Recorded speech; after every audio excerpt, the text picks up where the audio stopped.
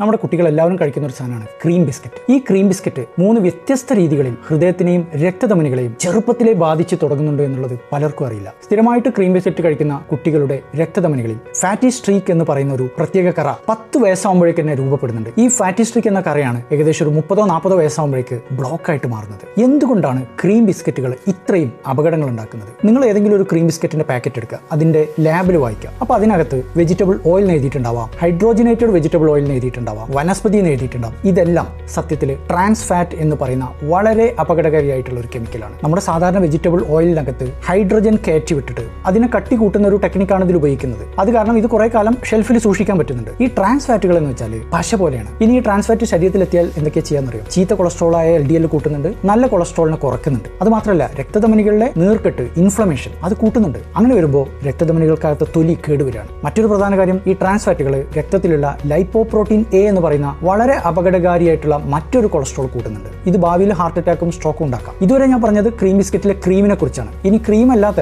ബിസ്ക്കറ്റിന്റെ ഭാഗം നോക്കാം. അത് പ്രധാനമായിട്ടും മൈദ കൊണ്ടാണ് ഉണ്ടാക്കുന്നത്. ചിലപ്പോൾ കോൺ സിറപ്പ് ഉണ്ടാവും. ഇത് രണ്ടും ഉള്ളിൽ ചെല്ലുമ്പോൾ ഷുഗറിന്റെ അളവ് കൂടുന്നുണ്ട്. അത് കാരണം ഇൻസുലിന്റെ അളവ് കൂടുന്നുണ്ട്. ഇൻസുലിൻ നേരെ ലിവറിനോട് ചെന്നിട്ട് പറയാണ് കൊളസ്ട്രോൾ കൂടുതൽ ഉണ്ടാക്കാൻ. അപ്പോൾ കൊളസ്ട്രോളിന്റെ അളവും കൂടി. ഇപ്പൊ നമുക്ക് മനസ്സിലായി ഈ ക്രീം ബിസ്ക്കറ്റിന്റെ മെയിൻ പ്രശ്നം ഈ 3 അപകടങ്ങളും ഒരുമിച്ച് സംഭവിക്കുന്നതുകൊണ്ടാണ്. ട്രാൻസ് ഫാറ്റ് കാരണം രക്തധമനികൾ നേരിട്ട് കേടുവരുന്നു, ഇൻസുലിൻ ലിവറിനോട് പോയിട്ട് കൊളസ്ട്രോൾ ഉണ്ടാക്കാൻ പറയുന്നു, അതുപോലെ ഷുഗർ സ്പൈക്ക് ചെയ്യുന്ന കാരണം രക്തധമനികൾക്കകത്ത് നീർക്കെട്ട് വരുന്നു. ഇങ്ങനെ കാലക്രമേണ രക്തധമനികൾക്കകത്ത് ഫാറ്റി സ്ട്രീക്ക് സംഭവിക്കുന്നു. കുറച്ച് വർഷങ്ങൾ കഴിയുമ്പോൾ ഈ കുട്ടികൾക്ക് ചെറുപ്രായത്തിൽ തന്നെ ഹാർട്ടിൽ ബ്ലോക്ക് വരികയാണ്. അതുകൊണ്ട് രാവിലെ ആണെങ്കിലും ലഞ്ച് ബോക്സിലാണെങ്കിലും വൈകിട്ട് സ്കൂൾ കഴിഞ്ഞ് വരുമ്പോഴാണെങ്കിലും കുട്ടികൾക്ക് ക്രീം ബിസ്ക്കറ്റ് കൊടുക്കുമ്പോൾ വളരെയധികം സൂക്ഷിക്കണം. അത് സ്ഥിരമാക്കരുത്. അതുകൊണ്ട് സ്ഥിരമായിട്ട് ക്രീം ബിസ്ക്കറ്റ് രാവിലെയോ ഉച്ചക്കോ വൈകിട്ടോ കഴിക്കുന്ന കുട്ടികൾ സൂക്ഷിക്കണം.